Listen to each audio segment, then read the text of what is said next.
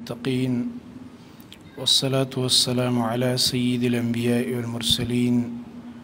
نبينا محمد وعلى آله وصحبه أجمعين أما بعد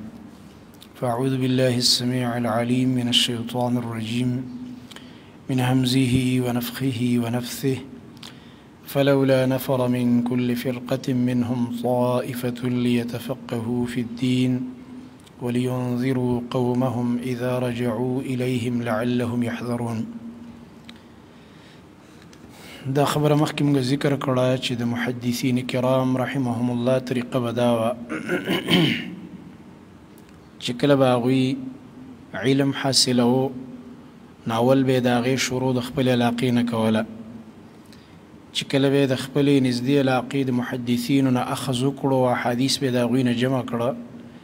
هغې نه بعد به بیا هغوی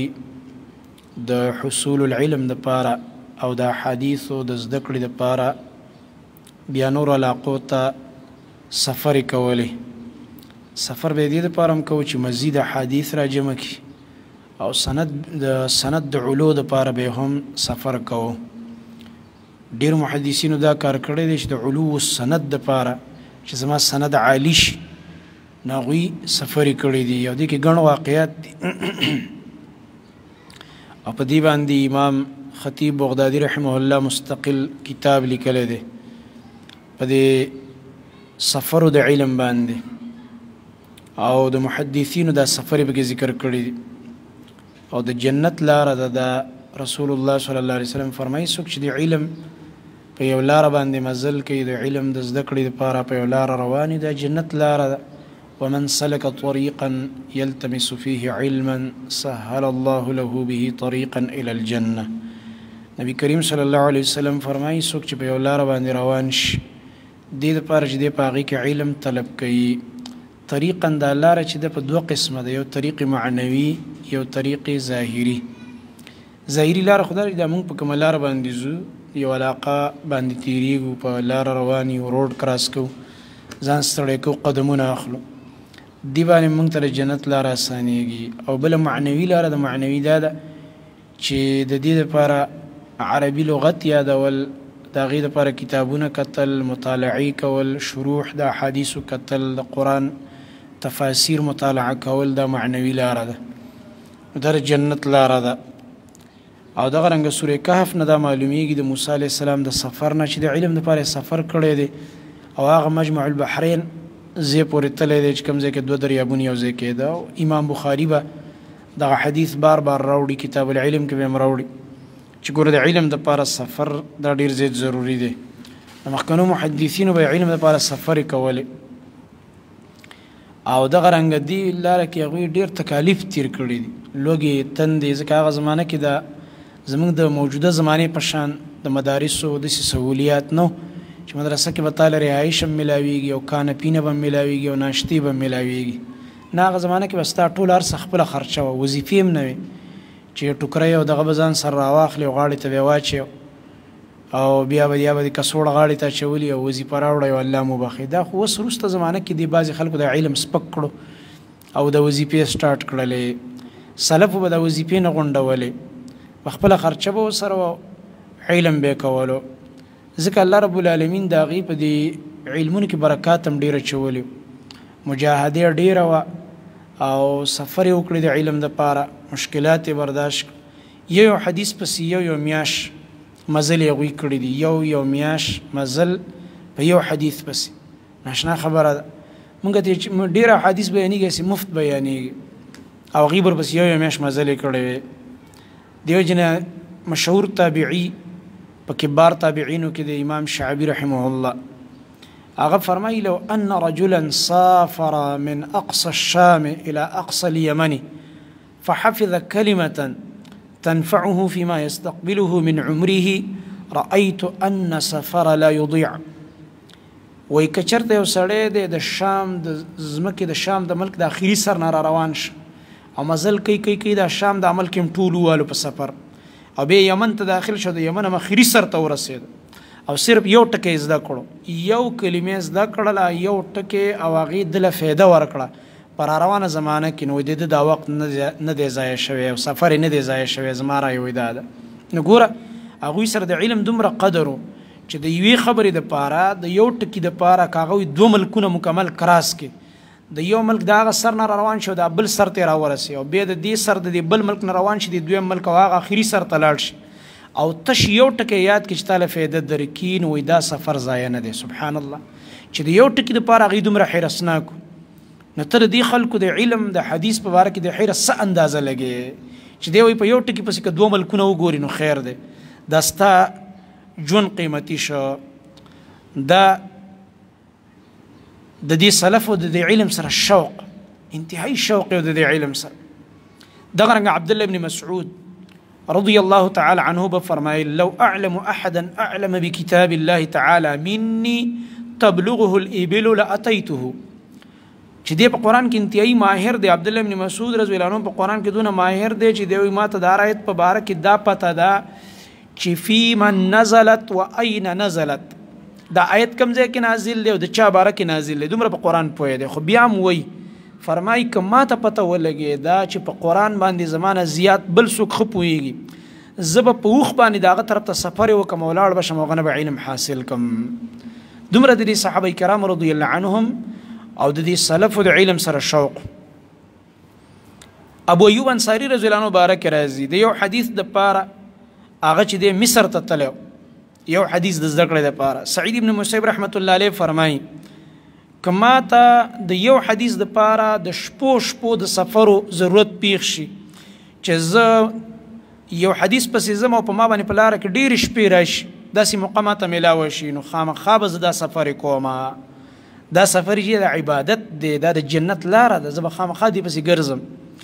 حسن بصري رحمت الله علیه د یو مسلې دپاره د بصرې نه کوفي ته سفر کړی او دغه رنګه د جابر رضی الله عنه په باره کې راځي چې یو حدیث ورته راورسېده هغه په اصل کې د عبدالله ابن انیس نه نقلو دا حدیث رضی الله عنه. جابر رضی الله عنه د حدیث د تحقیق دپاره د عبدالله ابن انیس خواته لاړلو او د مدینې نه روان شو شام ته چې کوم دی سفر اراده وکړله او دې دپاره یې اوښ واخسته باقاعده اوښ یې واخسته په پیسو باندې او بیا لاړلې د مدینې نه روان شه شام ته. عبدالله ابن انیس دروازې وټکوله رضی الله عنه هغه راووته او چا ورته ویل عبدالله د جابر راغلی کوم جابر وایي هغه د نبي علیه السلام صحابي جابر ابن عبدالله راغلی ستا ملاقات را منډه یې کړله دروازې ته راغو چې راغو ورته ویل لکه څه دپاره جابر زما غاړه ورکړه استقبال جی څنګه راغی تاسو وایي زه یو حدیث باره کې راغلی ما اورېدلي مې چې تا هغه حدیث د نبي علیه السلام نه اورېدلی ما ته یې لږ ووایه بس حدیث ورته ویل نور زه لاړم څنګه لاړې کینه ایسار شو نه بس دغه حدیث پسې راغلی یم. ناشنا شوقونه د دې خلکو د صحابه کرام رضی الله عنهم د سلفو. او دغه رنګه ابراهیم ابن ادهم رحمه الله فرمایلی چې ان الله يرفع البلاء عن هذه الامه برحله اصحاب الحديث. الله تعالی د دې امتنا مصیبتونه اوچت کړي په وجه د سفرونو د اهل حدیث کم چې اهل الحدیث او اصحاب الحدیث د حدیث زده کوونکي د حدیث سره شوق لرونکي د دوی د سفر او د امت نه مصیبتونه اوچت کړه ځکه چې دین ورته آسان کړه. اوس کدی محدثینو دا سفر نه وی کړي دا منډې ترړې نه واله موږ په یو حدیث پسې لکه موږ چې څنګه د عمرې لپاره کعبه ته منډې وو لکونه روپۍ ورکو حج د پاره زو نو بیا به موږ لکونه روپۍ ورکوله چیرې یو حدیث دی د نبی رسول الله چې په سلاړ شو او دی وخت خو بل مفت پراته دی هغه څوک نه راخلي لا پاتې دا چې موږ بل ملک ته تللی وی بل ملک ته موږ چېرته تللی شو موږ خو جمعې مانځله وختي نه ځو خطبې له وروسته زمانه کې ورو ورو د خلکو همتونه کمیږي لګیا دي نو هغه خلکو د میاشتو مزل وکړي یو حدیث را پیدا کړه نو موږ ته خبر اسانه کړه او مصیبتونو نه بچ کړو د مصیبتونو نه وای محدثینو ته دعا کوي چې الله تعالی د دې امت نه مصیبتونه اوچت کړي د دوی د سفرونو په وجه ځکه که دوی دا سفر نه وی کړی دوی دا لوګي تند نه تیرې کړي دا حدیث تیار موږ ترجمه کړی نه نن به موږ تباہ او برباد وي سفر به موږ بس کولای نه په یو حدیث پسې هغه مدینه کې حدیث دی چې ور شو هغه مکه کې دی خلک حج لنزي فرض حج لپاره نزي عمرې لنزي لا پاتې دا او جمعه ته جمعه خطبه له وخت نه راځي لا پاتې حدیث پسې سفر نو موږ به دین نه محروم پاتې شوي وي او نن به موږ تباہ او برباد وي امت به تباہ او برباد وي دا د محدثینو احسان دی په دې امت باندې تکلیفونه تیر کړه لوګي تندې تیرې کړې نن موږ ته معاف احادیث مخې ته پراته دي. بعضې محدثینو به شاګردانو ته ویلې حدیث به چې ورته بیان هغه ورته وایي ما درته مفت بیان کړو د الله بندګانو دې پسې مونږ میاشتې مزلې کړې وې د یو حدیث پسې مونږ یې میاشتې مزلې کړې وې تاسو ګوره مفت بیان شه دا د دې دپاره چې هغوی سره لږ شوق او قدر پیدا شي چې داسې بې قدره علم نه دی او مونږ ورپسې مزلې وکړې زمونږ ځانونه ستړي کړه تاسو ته مفت میلاو شه. نو د محدثینو دا سفر دې باندې مستقل کتابونه لیکلی شوي او امام بخاری رحمت الله علیه هغه هم دقه لاره اختیاره کړه د علم الحدیث دپاره سفري کړي دي. تیر درس کې مونږ دا وویلی چې دی د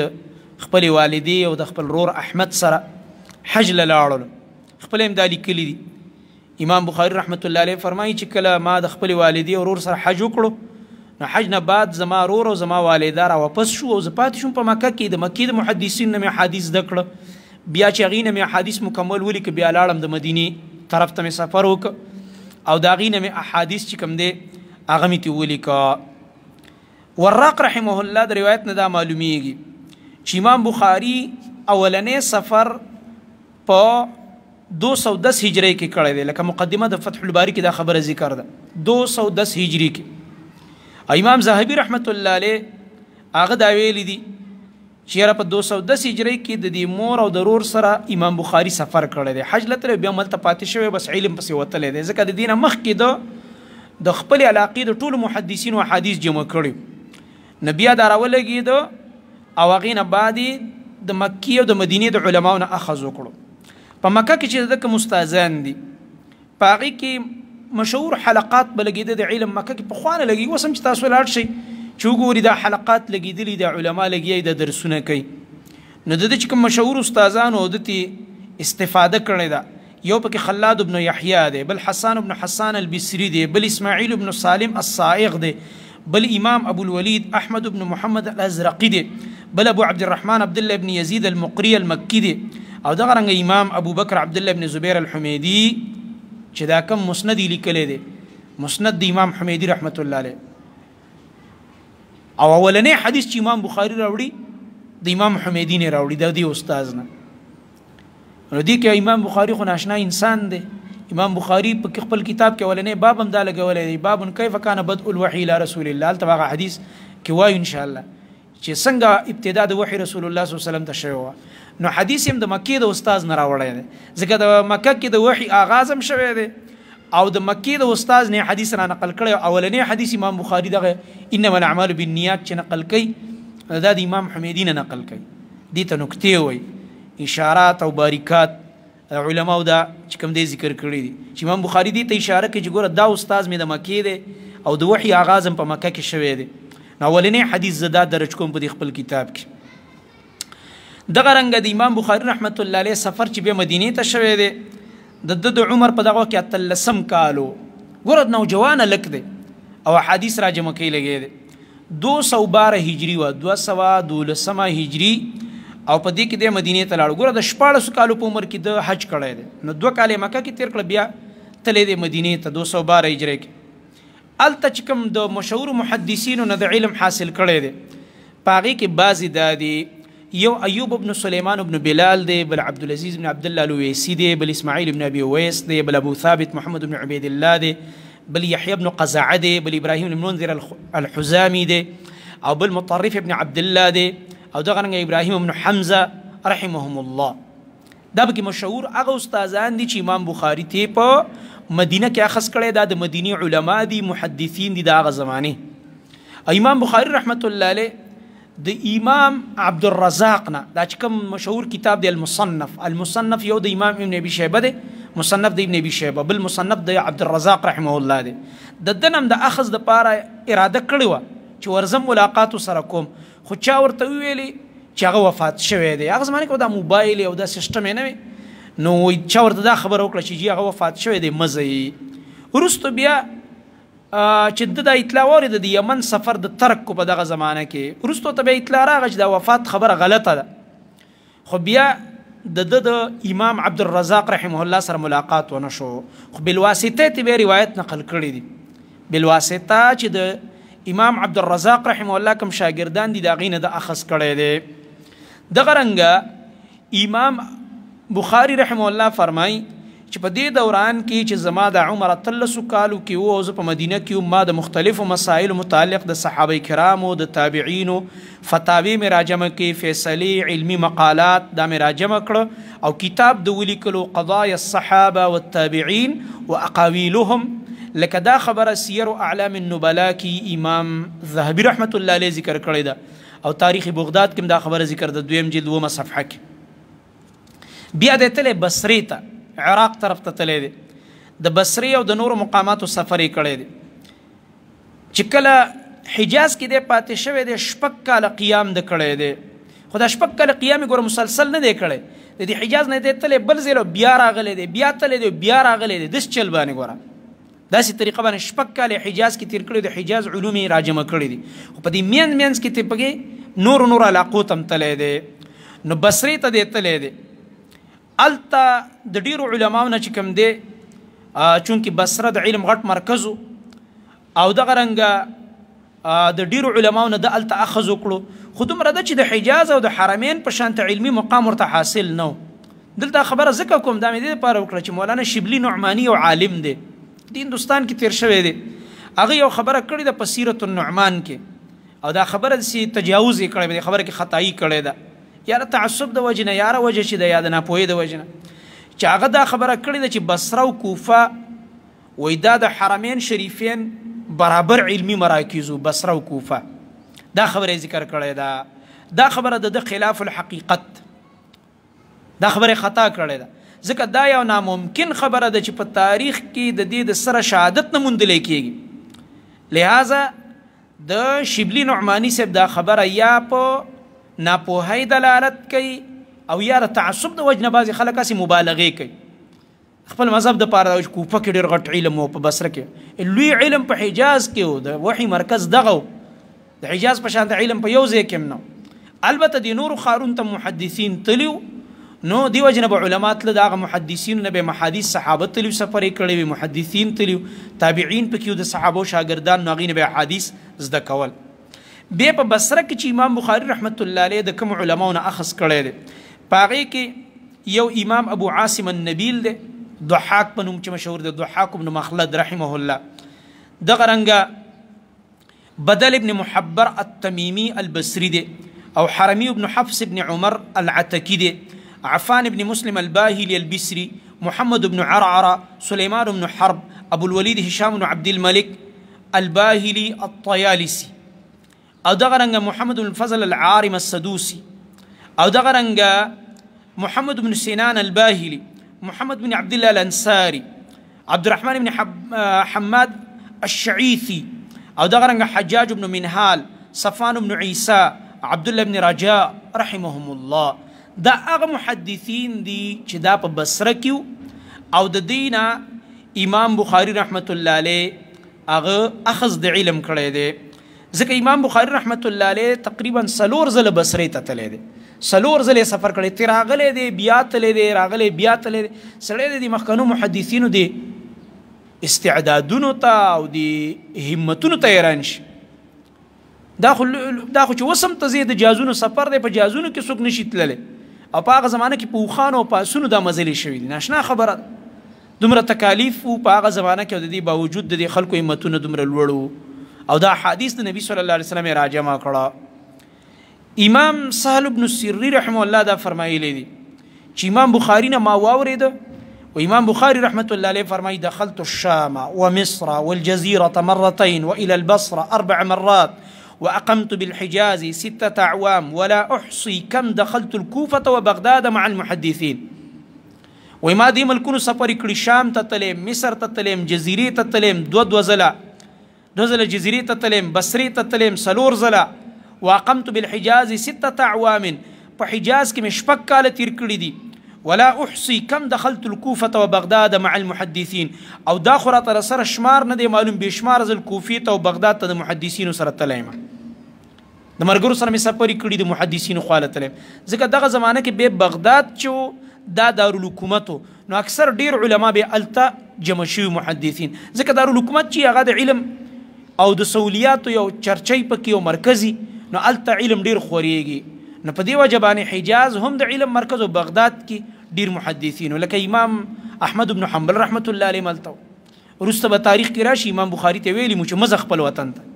د دې علم قدر ستا په وطن کې خلک نه کوي ځکه ستا د وطن خلک مقلدین دي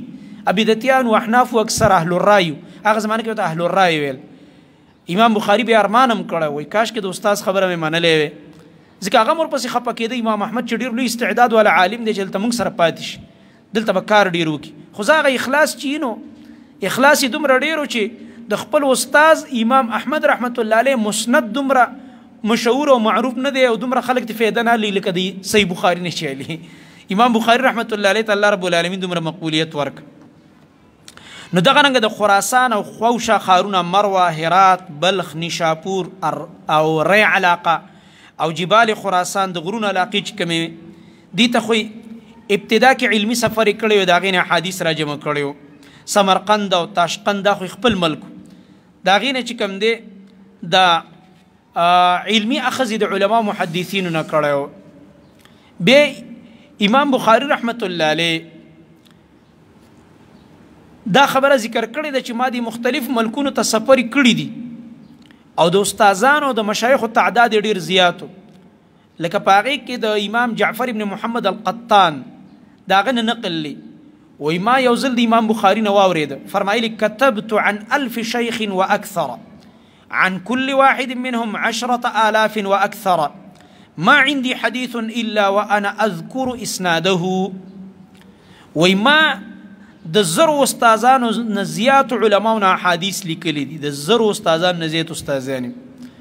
ته به دا تعجب نه کوي لکه د زرونه څنګه ډیرو هغه زمانه کې زمونږ په شان مدرسه نه و چې درې استادان ته ټول کال تیرې نه خو بدلته به یو هفته به استاد سره تیر کړه هغه مې حدیث ولیکل الله بلل ته درې ورځې بل استاد سره نه به حدیث بیا بلاړه دوه ورځې به بل سره تیر حدیث به ټول ولیکل بیا بلاړه میاش به بل سره تیر کړه حدیث به ولیکل بیا بلاړه بل محدث نه هغه سره به کوم دی یو لس ورځې تیر کې حدیث به ټول ولیکل وا به اوریدل دسی طریقه ونه استادان به ډیرېده په دې طریقه باندې د ټولو نه کوم اخذ کړي نو د زرو نه زیاتو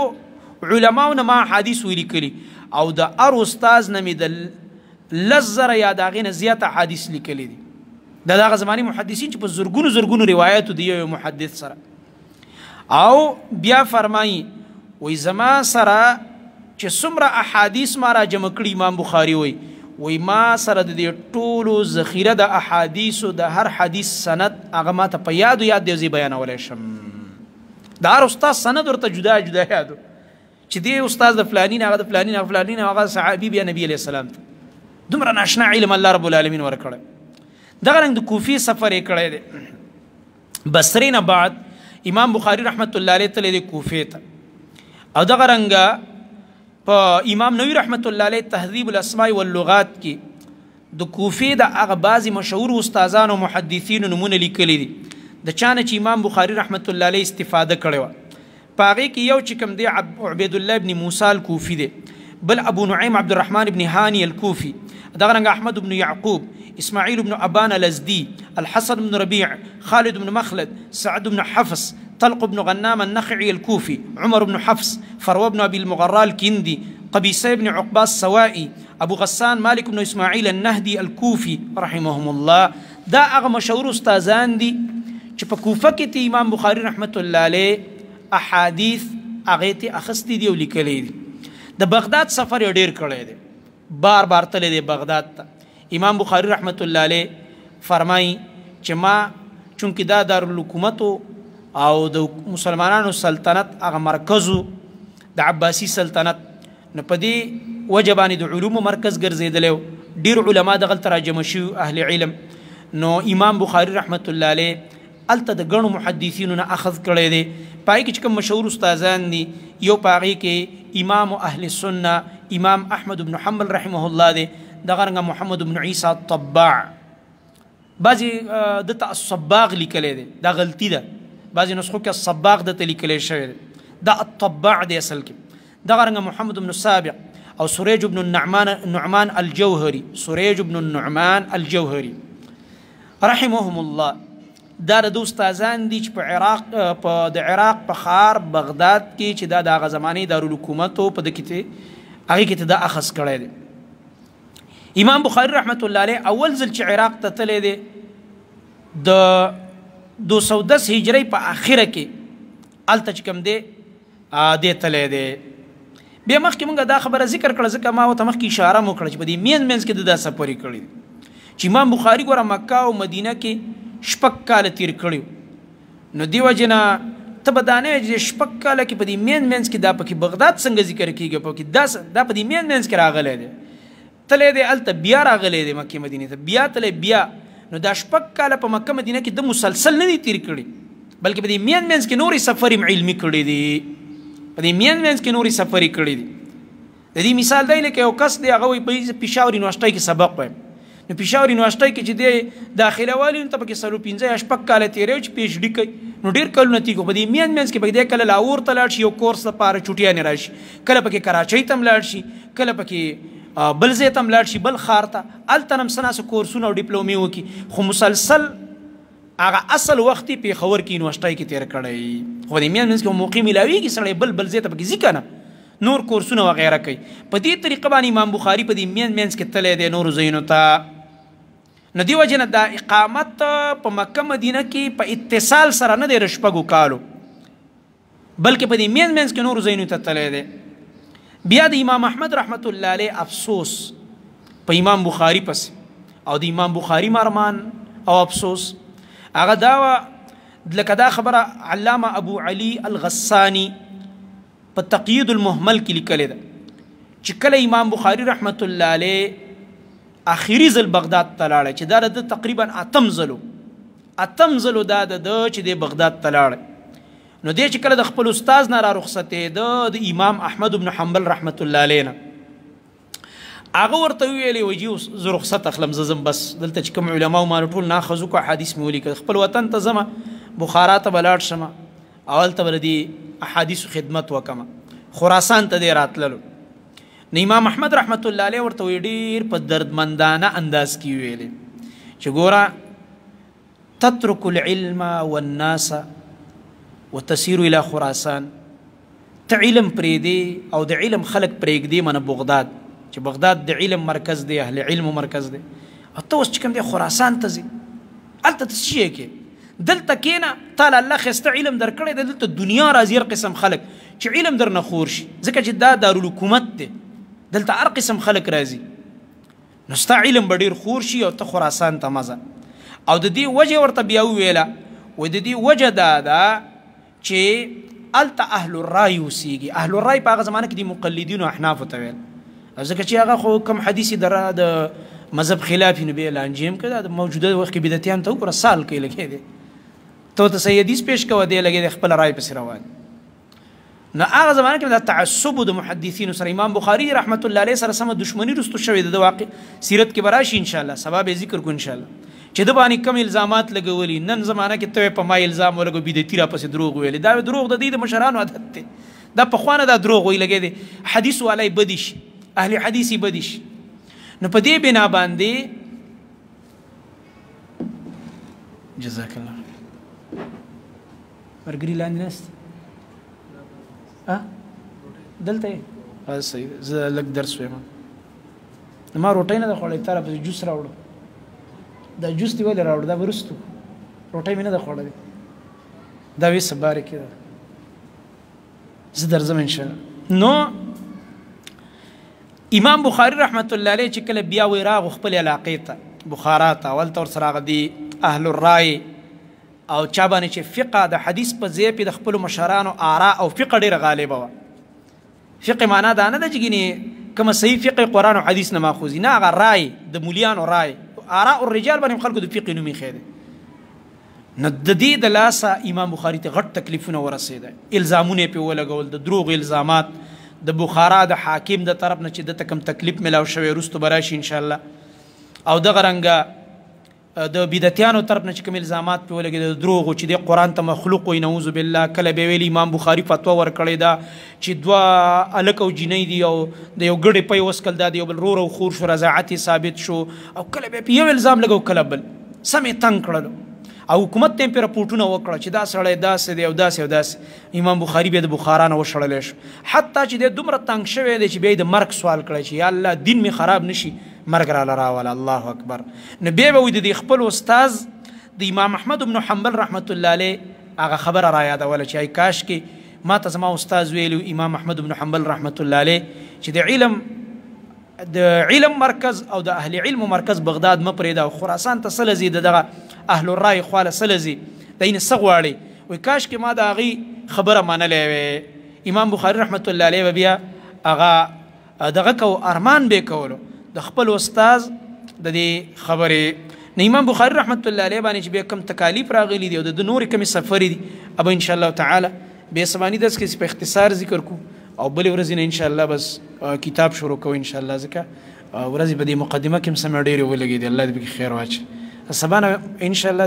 دلته چې کوم طلبا دي هلکان دي ته زه سبق وایم هغې کې وخت ډېر ولګېږي سبا نه کوشش دا کوو چې د بخاري مخکې کو او د دې هلکانو دا سبق به ان شاء الله تعالی ورستو کو د دې دا درس د دې دپاره چې بخاري ته ټایم زیات شي ان شاء الله تعالی سبحانه